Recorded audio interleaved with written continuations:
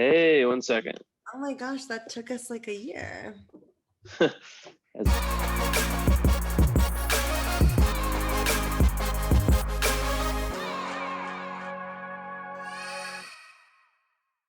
How did you get into astrology? I was growing up as quite a normal, or I guess non-spiritual kind of guy, and I just had some pretty intense. I'm actually writing a book, right? It's nearly done actually, but this details a lot of these experiences, or goes more into detail with a lot of these experiences. But I had a really, really rough time with like substances, and I was just like a complete shit show. Let me get my camera actually. A little better.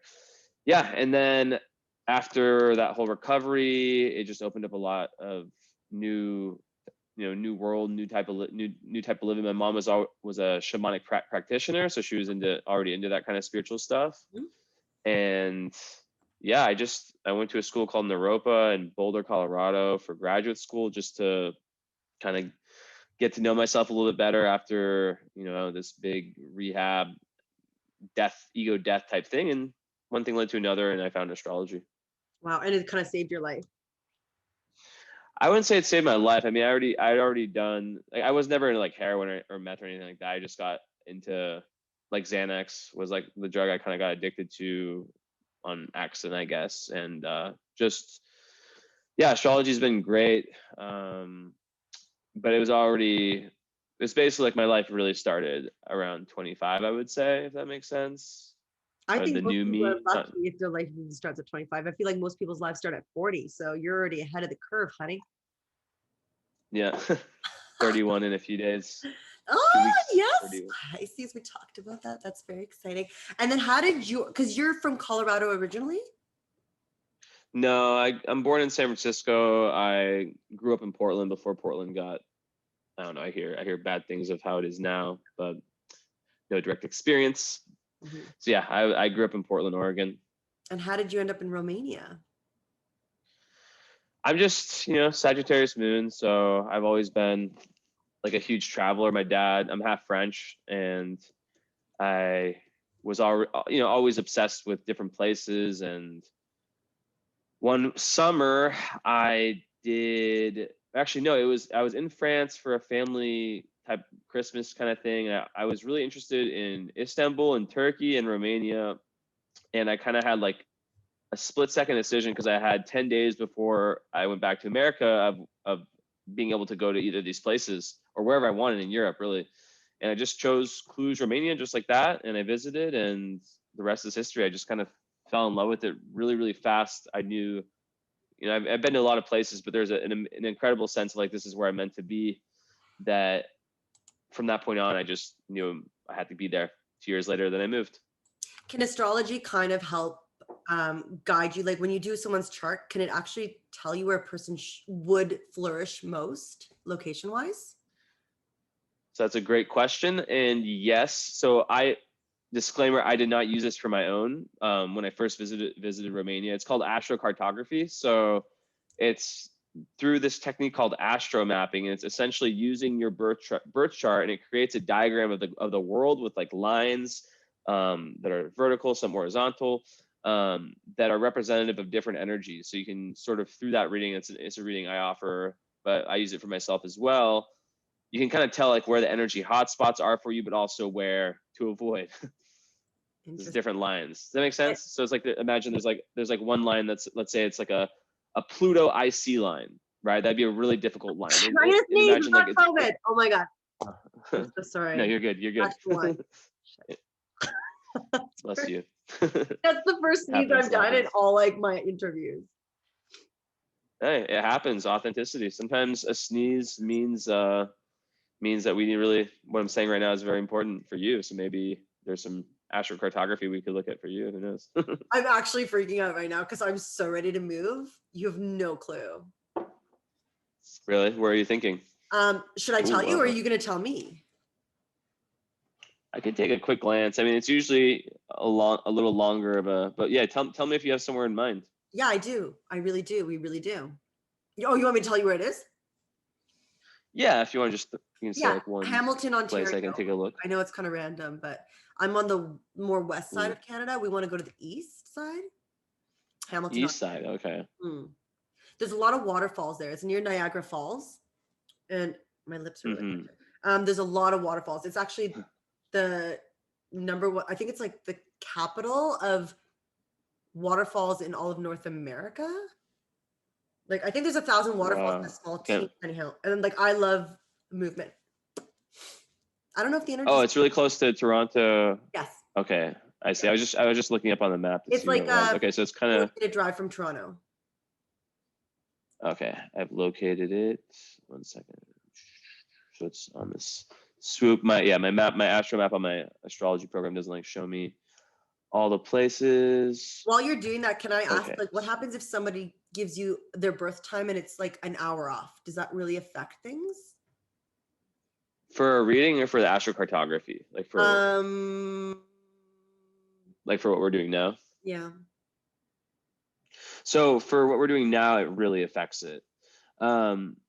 But for a natal chart, like a few minutes off isn't gonna like do that much. But for this astrocartography, it just shifts the lines a tiny bit, which can really make the difference. But yeah, so overall, I don't see any like major lines. So it's definitely a very, let's see. There's nothing. I'm looking to see for any like the bad things. I don't see anything negative. In fact, I do see. I just want to see your natal chart. 1 second. You think I think it's so far quite neutral. I would need to investigate further. But no planets move into difficult areas, and I see quite a spiritual energy with Jupiter and Neptune in the 12th house, Capricorn rising. Yeah, so it's like you still keep your same birth chart, but it just adds a little bit of hint. So it's like for a location like that, I'd have to like look at it deeper and like understand your birth chart more. While if you gave me, for example, a location where it was like right on your sun MC line, which is known as like the fame line, then I'd be like, go there, you know, if you're Oh, can thinking you about it. find my fame line? Is that possible? Because my whole company's PS make me famous. Yeah. Do you like how Hold on. Let's see. I should probably iron my clothes once in a while too. You've such an too, like I know do. I know you're doing that at the same time. So if you can't multitask, let me know. But that is so cool that your mom's a shaman. How did she get into shamanism?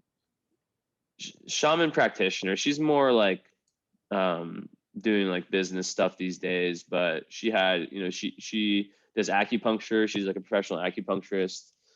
Okay, so I have some answers for you. Just in general, the fame line. So Australia is really interesting, but then there's one bad line. But Australia has tons of energy for you. But in terms of like really good energy, it's close enough to Tokyo. Honestly, it's quite close to Tokyo. Yeah. What? I've And never let's see if it been in goes. Tokyo. I've never been in. Yeah, let's see if it goes through. And then it's a vertical line, so it goes through Tokyo and then through Australia. The only issue is you have one other difficult line. So you kind of like I would say Melbourne, but there's like this area in Australia that's pretty awesome. I don't know. It's called. Actually, yeah, it's kind of hard. It's like Australia. There's too much good mixed with bad. So, but so Tokyo, very good. I'm gonna have to learn a new. Yeah. What about Calgary, Alberta? Because that's where I am right now. Am I in the right place to be?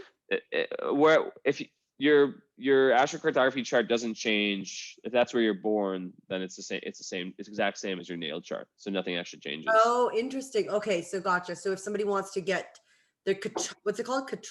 What kind of chart? Astrocartography. So if they want that, that just helps them to know if they want to do a shift in their lives, like where they can move, and then you take their chart into consideration to see where the good points are to shift, to move. Yeah, I mean, it can be for all, like a lot of people get that reading just out of curiosity. Like, you know, if I wasn't an astrologer, I would get it just because I would want to know, like, because I plan on traveling all over and I have traveled a lot of places. I'd want to know, like, you know, like where if I want to live somewhere, would it be advantageous? For example, I grew up in the West Coast of the US, and I had one of the most difficult lines, the Pluto IC line, the one I talked to you about earlier. That was where I grew up on that line. And it's all about like inner crises, and it creates a very dark energy over the long term. And ever since I've been in Europe, it's like there's been way more. I didn't know it, but I moved to a place that's right on my moon line. My moon's in Sagittarius. So I don't want to say too much jargon, but basically it's in a term, it's like emotionally very in touch with my emotions, like very very at peace, because the moon represents like your inner environment. So it's like a real match between my inner environment and the outer environment where I live. And what are you studying in But school I'm right more of now? like a Sorry. Can you tell I'm a Gemini? no, you're good. What are you studying? Yeah, I was just gonna say you're Gemini, and psychology. Oh, okay. Yeah, I can go with this energy too. I'm very like I'm not a Gemini, but I'm very like multitasking all over the Yes. place. Well, I have so many questions for you, and I know we don't have too much time, but I also wanted to ask you, like, how's your Romanian? Yeah. Can you speak fluent? I'm good. I understand it fluent. Because of COVID, it's been kind of annoying because I haven't been able to like really, like I've had to really push myself to kind of keep the language going. So, but yeah, like on a good day, like I can speak well. I'm pretty good. And then you also mentioned this book that you're working on. Can you just tell me a little bit Yes, about it? Because I'm interested in that too. of course. So the book is called Pisces Live 9 Lives, and it's really not an astrology book. It's made for every kind of person, whether you are, in a really low place. I give my story, like it starts with in an autobiographical space, and then moves into each chapter is like a different book in itself. Like for example, I have one chapter where I give practical life advice. I've like a chapter on it's basically me trying to paint a picture of the most important things I've learned, the most important experiences I've had, and giving each one chapter one. So it's like it's very, you would like it because it's very Gemini, like it's like little piece of this here, little piece here. It's like really like me touching on lots of stuff that kind of helped me in like kind of are important to me, like a map of my mind / passions, something like that. That's so cool. And like, what made you want to write a book? Well, that's a great, you asked the right questions, man. I literally haven't thought of what did make me want to write that book. I think it was just, I had my Saturn return, which is, we all have it around 29 and a half. And it's for me, it was a time with lockup and everything where I wanted to create something. I want to take a big creative risk, because that's actually what my Saturn return was about, taking a creative risk and really structuring it and following through. And I'd always loved writing, and it just was like, I felt one day like I have so much to say, and I have all these little videos or posts or little pieces of information that or wisdom, whatever you want to call them, that have been given to me from other people, and that I only give out in little pieces here, little pieces there. Why not try to put it all together and see if I can do it? And somehow I've continued to work on it, and it's pretty much nearly done. So as an astrologer, you must believe in the esoteric. Like, what is your spiritual belief in things? I believe in reincarnation, more than a belief. I don't want to be too. One of the shadow parts of Sagittarius, which is my moon, is like really throwing your beliefs on other people. So I've learned. No, go hard. I'm open to it. I like this. Yeah. So I mean, for me, like past lives, karma is the universe is everything is interconnected, and it's a very magical world that we live in, very magical universe. And I believe in the great mystery, which is this idea for me that meant to know and be able to understand so much. And there's also some peace and some joy in that. And I think a lot of people get really caught up in trying so hard to give definitions to everything, like trying to use science which I have nothing against. I love science, but I guess I found peace in the not knowing and just letting things come to me, and faith in the divine while still not even completely understanding what the divine is, and just having a sense of humor, just living and laughing and not taking things too seriously, being able to laugh at myself. Do you think you kind of like the same? Do you think you always believed in that, or do you think that was after your rehab experience? Do you think you were always a very spiritual person and you couldn't conceptualize everything that was happening? That's how you ended up going into rehab, or did you always? So it's a great, Yeah. Mm-hmm. yeah, it's another great question, which is actually one of the first chapters in my, it's actually this, it's like you wrote my book. It's the first chapter. Yeah, it's the first chapter after the first two, which are all autobiography. Mm-hmm. So I was gonna say, like, it was this fear of death, fear of the unknown, that was actually really anchoring a lot of my deep unconscious fear that led me to these behaviors. And it was only after rehab, after going to Naropa, that and it's my first, the third chapter, third or fourth, first actual chapter that's autobiographical, where I talk about overcoming the fear of death, and how it really brought me in this what started as a fear brought me into like all these different teachings and realizations and pieces of wisdom. So what started as pain led to wisdom, and now I do it and help other people with it. That's amazing. Okay, so I'm going to ask you some more questions because I love how this was supposed to be my reading. But yeah, we can touch on your chart if you. No, but you're so fascinating. So can I ask my two other fun questions for you? What is your what do you think the purpose of life is? Let's go deep. The purpose of life. And when did you come to this realization? If you haven't, you could say. I mean, I think everyone's purpose is different. I think the purpose is finding purpose. And different people have different meanings. Sorry, Frank fell. Frank wanted to answer the question. I don't want to give like a corny answer like love, but just like understanding. And it goes back to the great mystery for me, where it's like, I think different people, you can see in their birth charts, have different purposes, but there's not just one purpose. Like for me, for example, a lot of my purpose in this life may have been different than my purpose in the previous life, right? So that leads to a deep sense of humility and understanding, when you can look at the porn star and also look at the homeless man, also look at the rich person and also the model and the athlete and whoever, and realize like, okay, that soul in that body is meant to be living that experience for some type of like karmic teaching, for living some experience. And maybe I at some point was each of those people, Mm-hmm. So different lifetimes for different purposes, different people at different levels of evolution, experience. It's an interesting. There's no option. I think it's so interesting because I always knew that Pisces is at the end of the astrological chart, and they always have one foot in this reality and one foot in the spiritual world. That's what I always thought about Pisces, because it's almost like the end of the climactic wheel. Am I correct, or am I making things up?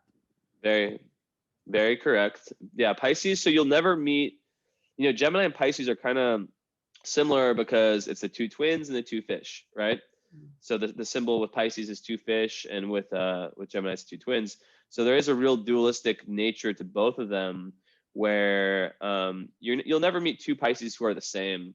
And it's more than any other sign. Pisces, it's more about, because it is a blend of every other sign, as you said. So the actual constellation of Pisces looks, and that's, they named the constellations after the fish because it looked like the fish, or Pisces fish, whatever. It appears like one fish swimming up towards the heavens while one fish is going straight. And I always take that as the spiritual world versus the material world. And that's the constant debacle for Pisces, is which way to lean more and how to balance that out. I think I have a Pisces moon. You're going to tell me, but I Let think me I have look. a Pisces moon, which is super, I think. You do. Oh, what does that mean? You have the exact same astrology as Kanye West for sun and moon.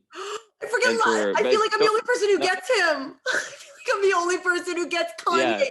I need to interview him because we have so much in common. We're both Geminis. We're both insane. Gemini and Pisces moon. Gemini sun and Pisces moon. Very that's the combination. You guys both have that. I think he's very intuitive. Yeah. So I would say I'm intuitive. And we both went into fashion. Definitely. And we both believe there's no limits to what you want to become and be. Is that bad? Yeah. I should. No. I was just looking at you. Yeah. I was looking at your chart and I was like, also Sagittarius rising. So you have your sun in the 7th house, which means that partnerships and relationships are very, very key parts of your life. And the reason you're here is to really, not the only reason, but like one of the big purposes for you is to be in, 7th house. A lot of people look at it as romantic relationships, but it's also business partnerships. So it's also, like if for example, if you were like, in your position, this is 7th house to an extent, right? Sitting like a psychologist sitting with a client is 7th house. It's like one-on-one meetings and partnerships and relationships. So that's very, important for you. And with Gemini and Sagittarius both being parts of your natal chart, you're really here like learning. You're here to really develop the right balance between Gemini learning, which is like kind of exactly like your podcast or channel, like I don't know, channel is a lot of Gemini energy, because Gemini is like journalism, interviewing, getting like lots of little pieces of information from all over. But then Sagittarius, your rising sign, is how do I take these little pieces and transform them to like big overarching philosophies by finding commonalities between them. So that's like a huge thing for you. Oh my God, you're totally like getting my entire vibe. It's amazing how you could read a chart and get a person's entire overview. It's so defining. Who do you think created astrology? Yeah. Who created that? Is that from the heavens? Did the aliens bring it down for us? Or... Yeah, it's keep going. It's God's language, and that's a great question. Who invented astrology? I mean, in my opinion, I think it's been around since Atlantis, Lemuria. I believe, there's like different books that actually go into like the scientific proof and all that. Because they said Atlantis, like National Geographic, for example. Sorry, Atlantis was supposed to be a very highly civilized, a very high IQ civilization that we haven't even acquired that same level of intellect. They are in dimensions beyond. Not even close. Not even close. Like they had to actually go through dimensions. Well, there's this whole thing, another chapter in my book, one of the more complicated ones, about the 24,000 year cycle. And it's basically in very simple, it's like, imagine there's like a central sun of the universe called Alcyone, and then we're in our little solar system. And every 12,000 years, we basically do one lap where we get as close to that central sun as possible. And then we have another 12,000 years later, we get as far away as possible. So we're about right here. At least we're on the way there, and we're not like on the down whatever. Yeah. But basically, the closer we get, that's what everything with. I'm sure you've heard of like the Golden Age, the Silver Age, the Bronze Age, Iron Age. That's where that comes from. And the closer you get to the Gold Age, Silver Age, when you're in those periods of time, that's where all of society, when they built the pyramids, they say the IQ of the people who built the pyramids had to have been like, I forget the number, just extremely like 1,000 or something like that, higher than anyone's today. And that's because the general abilities of the common man increase the closer we get to that central sun. And sun is enlightenment, right? So what age are we in? What age are we in? It's a debate.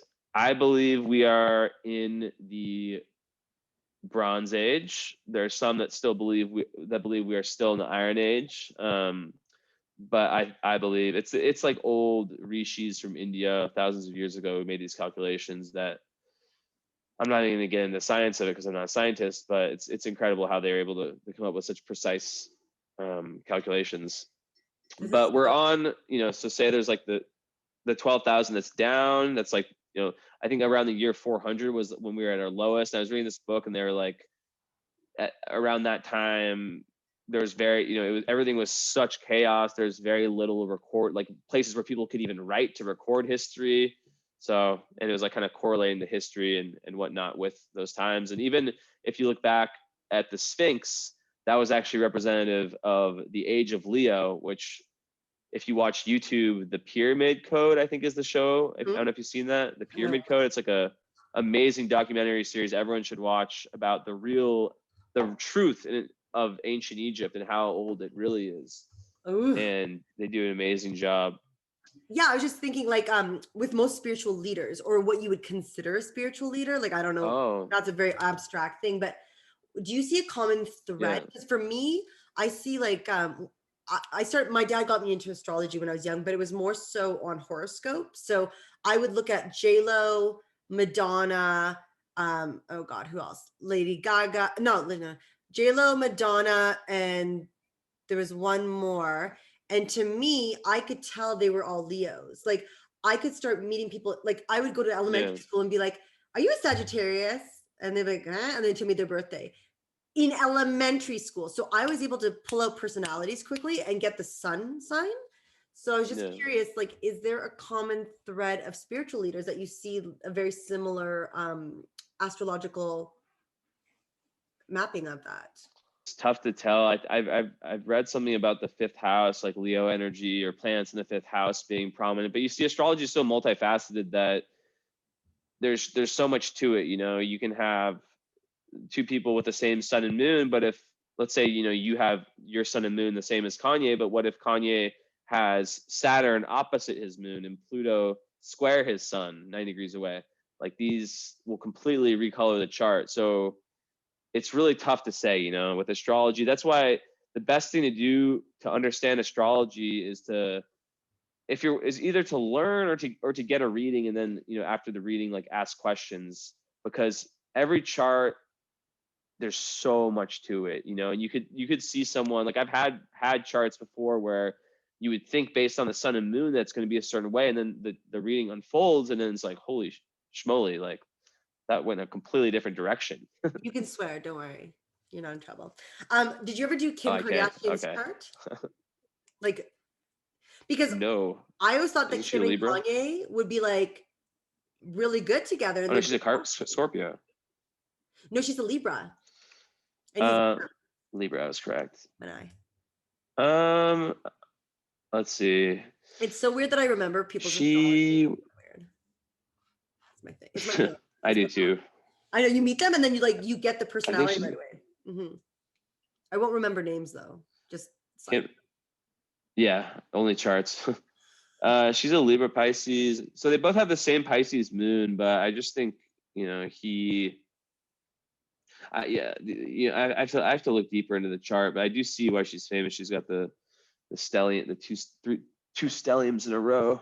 Wow. Which is like when you have like two groups of a lot of planets back to back, 2 or 3. It's common in a lot of famous people's charts, so that makes total sense. Like you said, I think the reason Kanye and Kim really connected is because Pisces, their moon, which is their emotional, right? It's the emotional and spiritual side of the person. Is that correct? Yeah, it's that, but it's also a cool way to think about the moon that I learned recently that I've been saying all the time is it's like your inner environment. So your inner environment is Piscean, mine's Sagittarian, right? Isn't that cool to think about? It's like where you live within yourself and your own soul. And the two of them have the same moon. So I feel like they really understood each other on a very deep, quiet level, like a private level. Here's the thing, and this is really interesting. I'm ready. So Kanye's moon is in the middle of Pisces. So it's getting conjuncted by Neptune, because Neptune right now, where it's transiting, is right over Kanye's moon. Okay. So that's why he's reacting the way he's reacting right now, because Neptune, if you're already bipolar and you have Neptune conjunct your sun, man, like life is going to feel like even more of a trip, and nothing's going to feel real. And it's going to create this super spiritual energy, but it's going to be really ungrounding. So I hope he's okay during this transit, because it is as ungrounding as possible. And it can really. So this is the interesting thing, is that Kim actually gets into it when he gets out of it, because her moon I just saw is at 28 Pisces. So will she, you know, go through some kind of like similar thing to what Kanye is going through right after? So right when Kanye is kind of getting out of the craziness, and who knows, you know, he could manifest it into like a incredible album. I think maybe them getting, I don't really follow much. I'm not like opposed to celebrity stuff. I mean, I'm not like, I don't follow it, but like, you know, I know some There's stuff. certain people who are interesting and worth understanding. Like I find them very fascinating. I don't look at it as, oh, she's fashion and selfies. I look at it as the person she is, but that's how I see everybody. Like I find her a very fascinating person. She seems like a very sweet, giving soul. And actually from somebody who I know, who knows her, She's like, no, she's actually one of the very nicest celebrities you could possibly meet. She's very generous, very kind, very nurturing. That's why I think she's fascinating. And people are like, you like Cam? I'm like, yeah, because I'm seeing the person behind. But also, I get a weird sense. Like, I don't know if you'll read this in my chart, but I can meet somebody and I know I can get a whole download of like their soul and the kind of person they are and their intention and like emotionally where they're at. It's a weird thing. It's a strange. Well, I do see that in your chart. It's your Mars and Scorpio. What does that mean? And so Mars and Scorpio, it gives you a lot of kind of dynamic energy. And just, it kind of also gives you this lie detector, kind of innate lie detector, where you're able to see, I guess, through the shit that people, you're able to see through the masks and kind of dive deeper into the soul of the person through the facade. So that's probably why you're interested in celebrities in that whole world, is because you probably see it in a way that's different than most people see it, and you feel like you could really add value to that commentary because you're able to kind of capture a whole new dimension of it that's way deeper. And that's that Scorpio energy. And it's probably pretty fun for you to watch them because you're like, man, I'm the same way. I'm super intuitive, so I can relate to you, where like I can be watching people on YouTube or wherever and just like I'll see through them and they'll be like, I'm gonna look up that person's chart.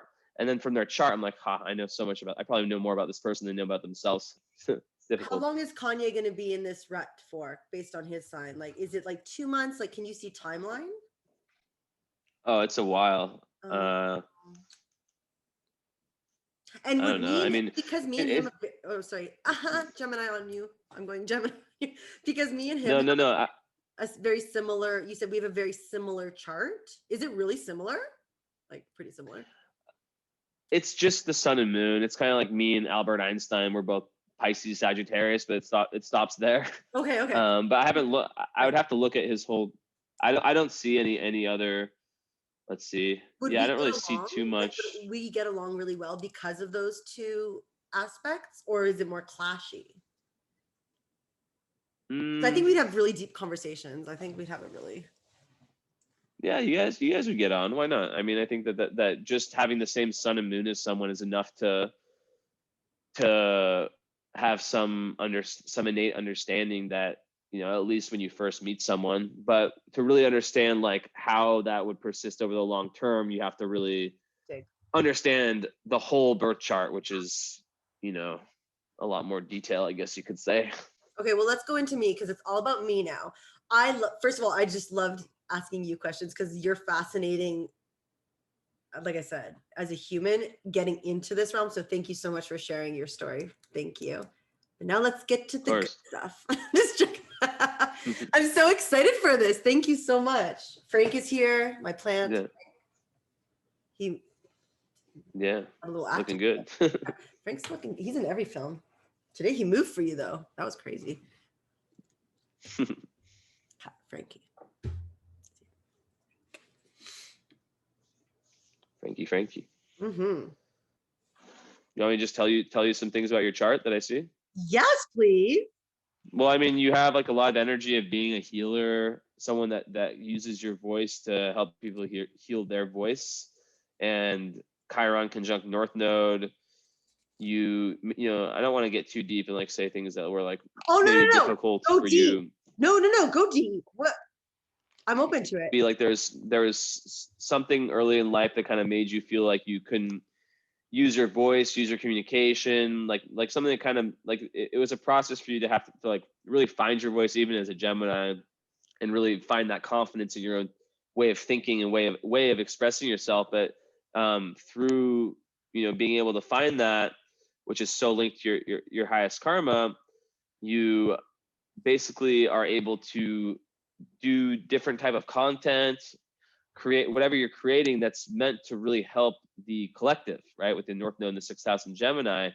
And one of the ways in which that helping can be done through Gemini is through, as this channel is about, spreading little bits of information, having someone like me on, right, where then you broadcast the world my message, then having someone like the other person you mentioned with the death experiences, and having someone completely different, having all these different people on. That's like really some, to people who subscribe to your channel and who see you, especially more and more in time, will be able to get a lot out of that and then take that into their life. So that's a big part of your purpose.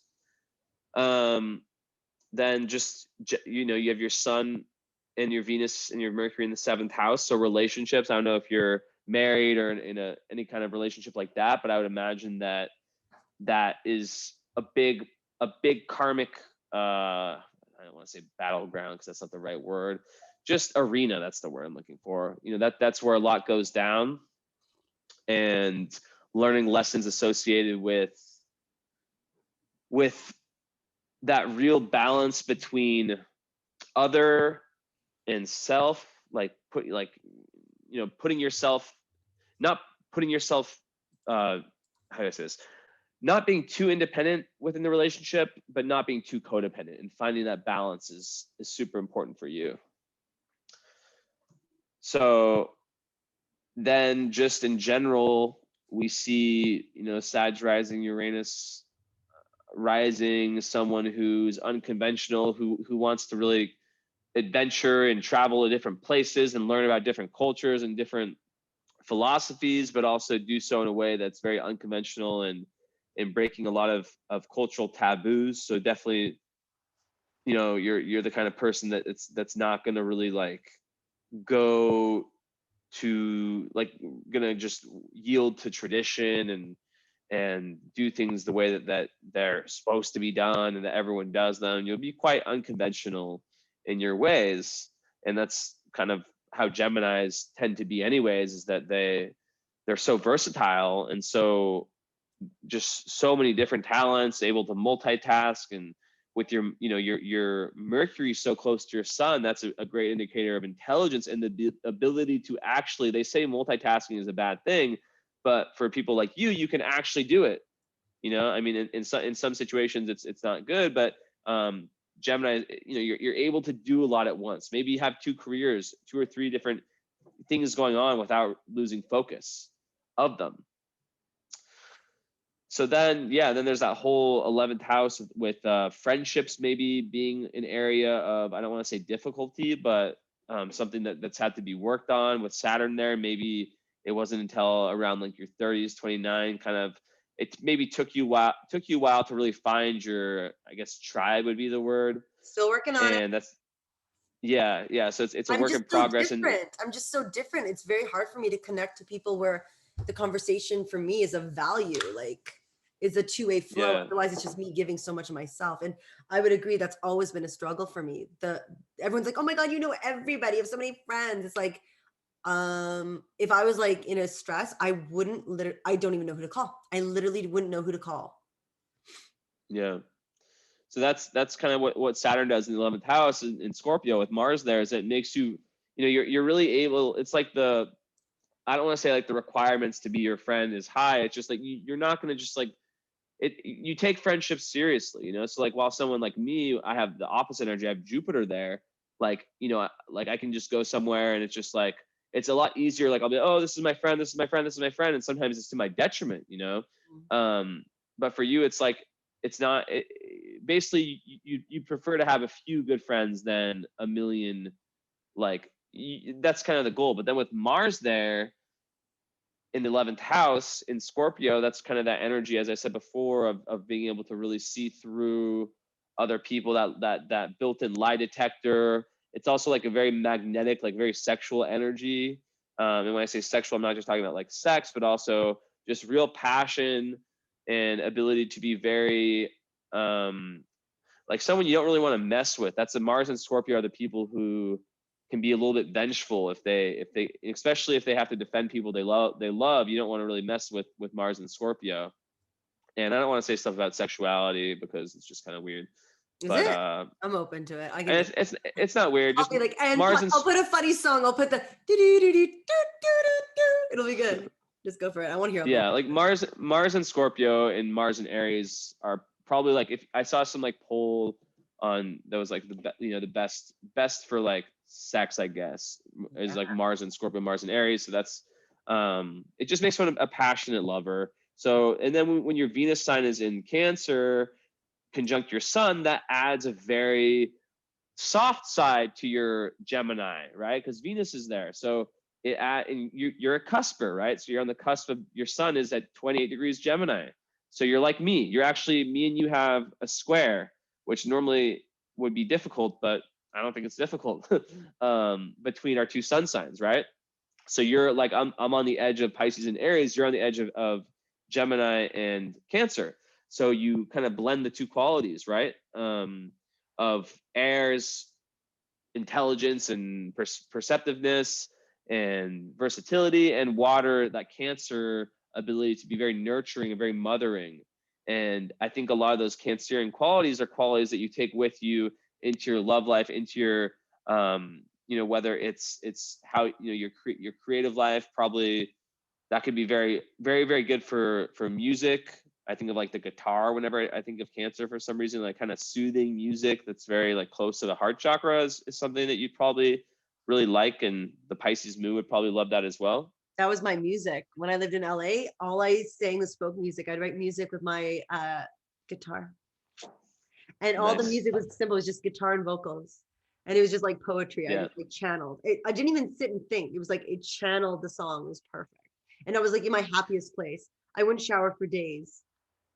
I would just sit there with my guitar. My friend's like, "Can you go shower?" I'm like, "No, I'm creating." Yeah, that's so cool. And that's totally Pisces moon. You like to be able to just chill and create and just flow with life. With the mix of Gemini and Pisces, you like to just be able to kind of be a dreamer and just like not like you'd probably really not like the kind of people who are what I call flow stoppers. Like you like to just be silly and just kind of like do your life, and whatever the hell you want to do, just do it. And you probably really do not like when someone comes in and is like criticizing little details, like, oh, why are you doing this like this? Why are you doing this like this?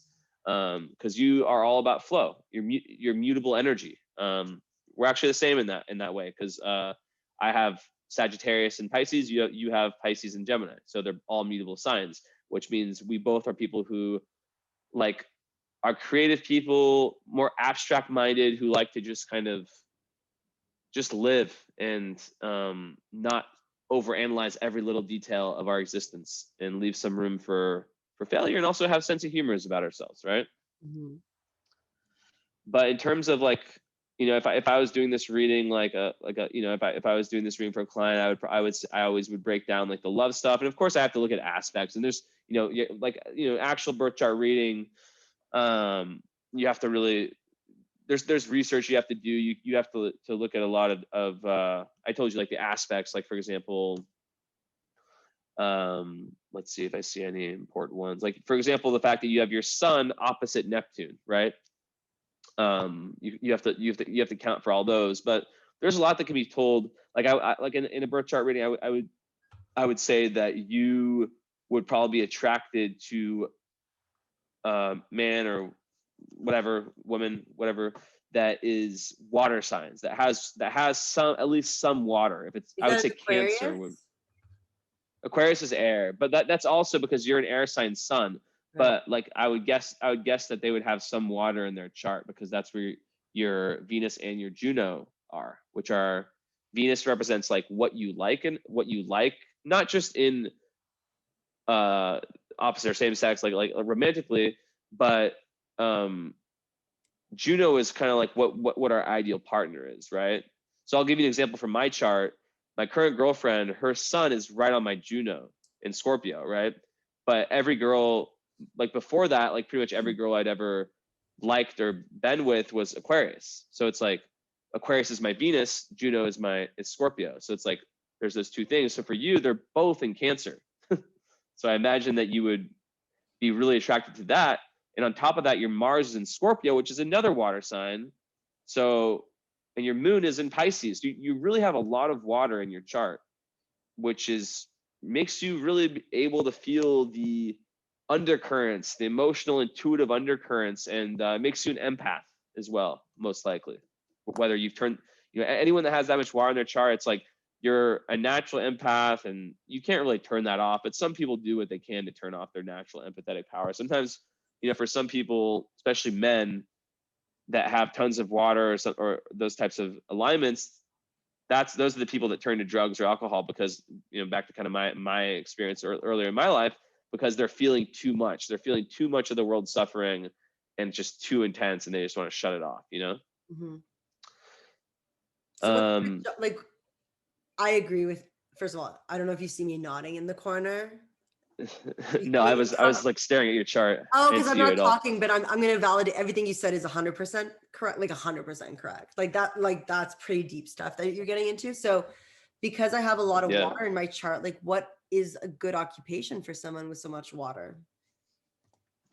Anything. I mean, you can do whatever you want. And as the type of us, what I try to do as an astrologer is I try to, like, I don't want anyone that gets a session with me to think that they're limited to anything, because I'll give you an example. Some of the biggest businessmen in the world are cancers. Mm-hmm. A lot of people who have made tons of money, so the default answer might be, water is really great for being a therapist, for working with people or whatever, just working with people in some way.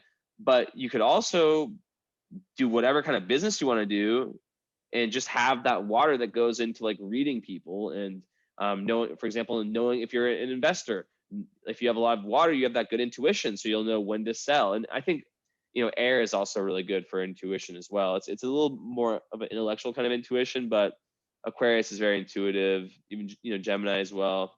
More those two than Libra. And when you say I'd be better with water signs, you don't necessarily mean astrological signs. You mean in the chart more water? Maybe I'm wrong. Yeah. So like, yeah, you could be with an Aquarius or whatever. It doesn't matter. It's just like maybe their moon is in Pisces or Scorpio or Cancer. Maybe the ascendant, maybe the Mars. It's not like a must. It's just like you'll be like based on the birth chart. I would have, like, if you told me that you were with a Cancer, I'd be like, no surprise. Or right. Someone that has a Cancer moon. Okay, so that's very interesting, because I'm always drawn, when I'm really connected to someone, it's a Cancer. Of course, yeah, because that's where your Venus and your Juno are both in Cancer. So it's like double, yeah, kind of like how I said with me with Aquarius or Scorpio, it's for you, it's both in Cancer. So it's like, and then even the Mars, a lot of times in a woman's chart, the Mars represents what they look for in a man. That's in Scorpio, which is a very closely related sign to Cancer, because it's also water. Cancer, Pisces, and Scorpio are the water signs. So this is where it gets complicated, because astrology, we try to move away from sun sign astrology, which is an oversimplification of it. Of course, being a Gemini, many people end up with people who have the opposite sign. So the opposite sign of Gemini is Sagittarius.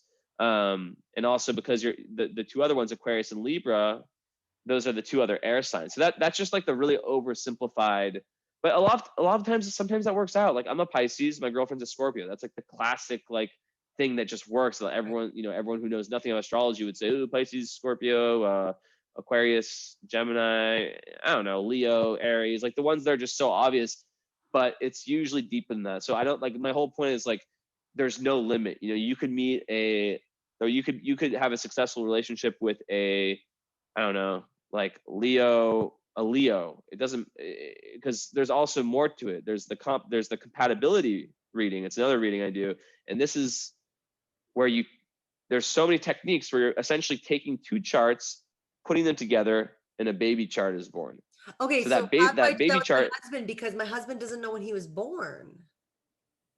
He doesn't know the time. Yeah, that's. See, we'll never know. Well, I mean, you can still know some things. You can still know a good amount. It's just you can't create the composite chart. Right. But you can. You can't. It's like you can do more with the exact birth time, but the birthday you can still do a good amount. Because I'm interested in that one. Yeah, there's. Yeah. What other cultures utilize astrology? Well, it's huge in Indian culture, obviously.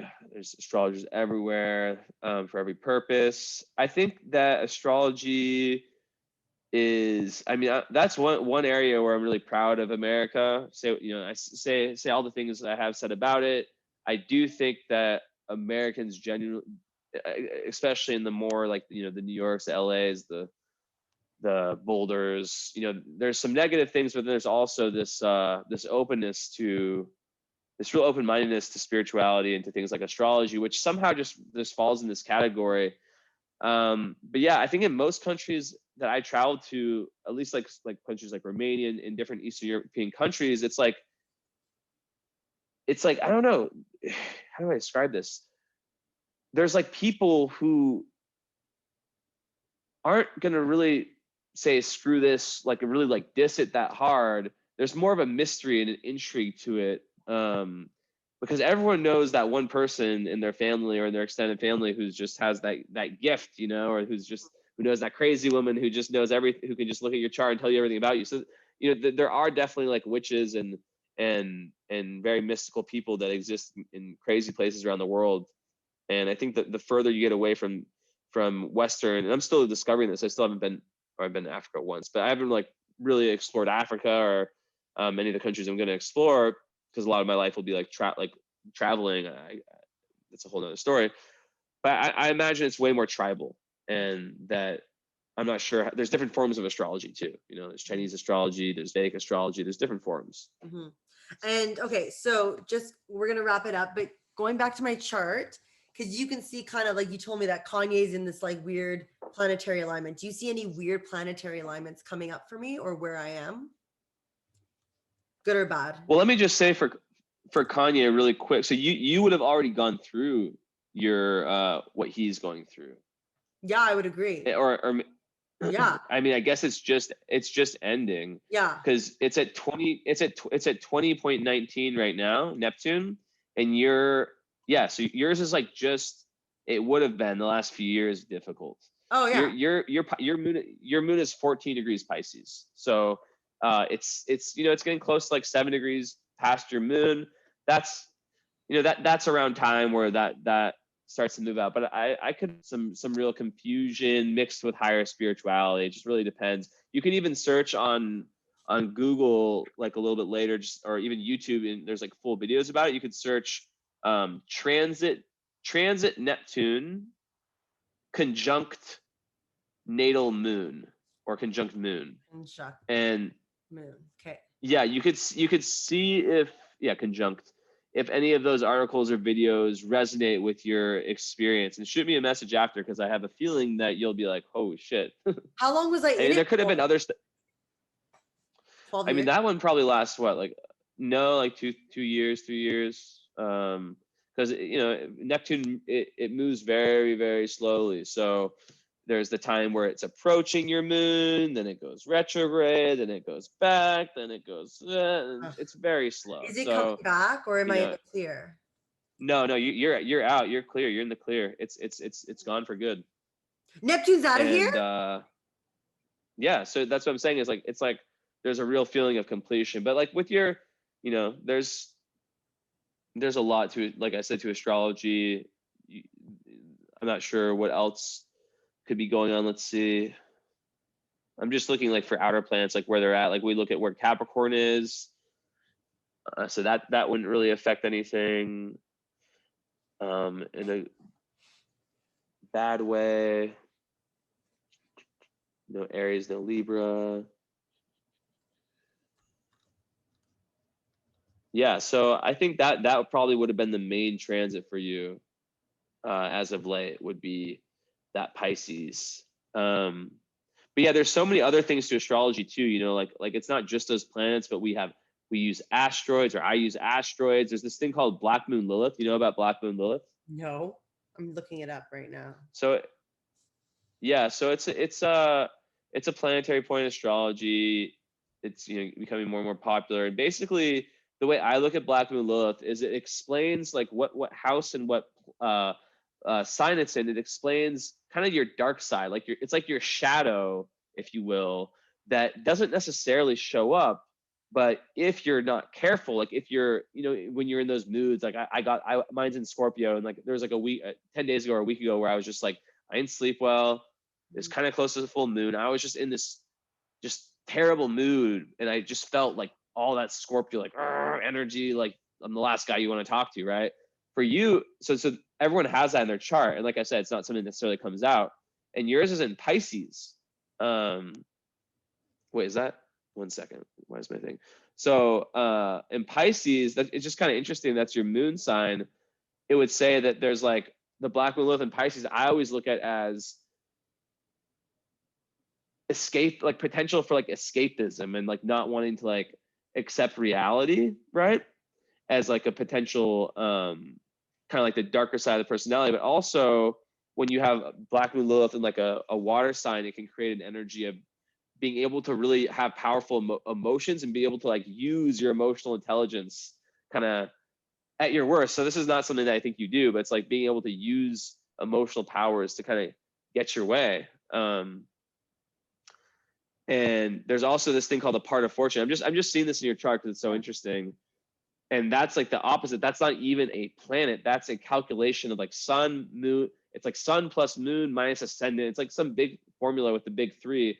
And it represents a part in your chart. It's not a planet. It's just a mathematical point where you find joy. It's like where this, it's like this, wherever it falls, it speaks of a sign in a house where things are just great. Unlucky, mine is right on my midheaven, like the area of career. So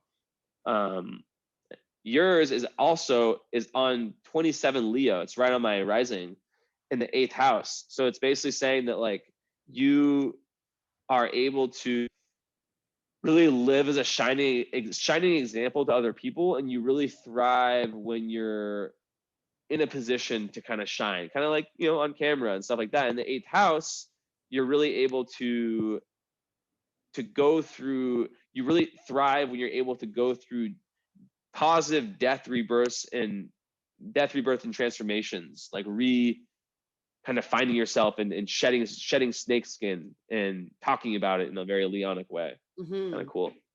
I like that. That's so great. Well, thank you so much. That was like crazy. Thank you. I'll be doing a session with you soon. I just need to figure out which one I want to do because I looked at the different packages, so I need to like take it in. But Bertrand, message me. I'll give you a little discount code too. $20 off. Just message me. I'll tell you the code. I would love that discount code. If I was to say one more fun thing, can you see in a chart the best time to take action on a very big move, career move? Is it, if I say big move, would you ask the person career, relationship? Is that something you would need to know for a big move, or you could see when a good time it's in your favor to take a big leap of faith? Yeah, I mean, do you mean like a day? Like, because I can like a day/week that the energies are very, very good and positive and could be beneficial for taking some type of risk. Yeah, easily. I do that. So for me, I'm sure you'd ask me after like about like my website and all that stuff, but like the way my readings work is I always do, my little rule is that I always need to do the birth chart first. Some astrologers will be willing to do like the current astrology before the birth chart, but you really have to understand the birth chart. That's kind of like the deck of cards, like kind of what I was explaining to you, but even more in depth is the birth chart reading. Mm-hmm. So that's what I always need to do first. But then after that kind of opens up the ability for me to do the current astrology, which is basically kind of the second question you asked about your Neptune. That would be something in the current astrology sphere. Mm-hmm. And in that reading, I do that one live, and I'm always like willing to give people, I'll be like, okay, write these dates down, and I'll give people, I don't know, it depends how many days or weeks that I see this in a year. I'll be okay, like if you're looking to do like something big, this is a great day. And I'll have people write down 4 or 5, 6. This doesn't, hard to tell the exact number, different days where they could do something like that, make a big decision, open their business, do that speech, do that podcast, take that risk in the relationship, anything really. Well, thank you so much for taking the time and your evening to share so many beautiful things with everyone. Thank you so much. I hope a lot of people decide to do their charts in some sense, because I think there's a lot of meat on the bone to pick to find out why you are the way you are, and just such good knowledge in it. So if you ever feel low or need to have a different outlook on something, I think it's a great thing to do. So thank you. Yeah, thank you so much. Thank you. Really fun time. It was really fun. I love Geminis. I love Gemini Pisces. Yeah, it was super fun. Oh yeah. And we're back. Yes. What did you want to share? Yeah, we were just talking for a second. I was like, shit, I should share this on the podcast. But one thing we were just talking about, kind of how rough a lot of the energy has been, and how, astrology can help you. One thing, regardless of whether you know anything about astrology, is to just conceptualize this when you're going through a really tough energy, like a really tough day, where everything just feels so sticky and intense, is that the moon switches signs every 2.5 days. The moon is like moving through the sky. So it's hitting different parts of your chart, and so nothing is permanent, right? This mood that you feel in that's really, really intense, like we were just talking about the full moon last Saturday, we have this feeling that, man, this is going to last forever. This is just the new me, or this is whatever. But no, this is probably just the moon making some transit on maybe the moon is moving across, let's say your natal Pluto's here. Maybe the moon is just moving right on top of your natal Pluto, and it's just going to be there for 3 or 4 hours. So you just have to stay strong, breathe, and know that no tough energy is permanent. And that we're all here with a purpose. Exactly. And the birth chart is great for that, because unlike, and I'm not dissing psychology, I study psychology, but you in one session, in my opinion, with a good astrologer, you can get what you might get out of many, many sessions with and there's amazing therapists. So with a not good therapist, so you really learn a lot. Based on the chart, you can really understand the depths of the emotional, everything that a person's going through. And I feel like with a therapist, they're just trying to gauge it based on conversation, but you go deep right away. Like you knew right away that I literally didn't have a voice, an outlet for my voice in my younger years. Oh, keys, I think they're somewhere in my purse, which is somewhere. I have a purse somewhere. Thank you. If anyone's feeling down, lost, highly recommend a session with Jesse. Again, this was just a little teaser, a little taste. This isn't a session. This is like just, I'm going to still do my sessions. Yeah, my sessions are typically, I have like a 60 and 90 minute variation. That's just for the birth chart reading, which is the one that people should start with. And it goes more in depth, and I recommend it, whether it's with me or someone else. And also, I'll give you guys a book recommendation if you guys just are more interested in learning astrology on your own. I'll give you 2, actually. How about that? Yeah. So a really good one for learning astrology is The Inner Sky by Stephen Forrest. It's very poetic, easy to read. And then another one is Horoscope Symbols by Robert Hand. It's great. It's a little bit more technical than the first one, but together it's just for different styles. I'd recommend both of them and seeing which one you vibe with more.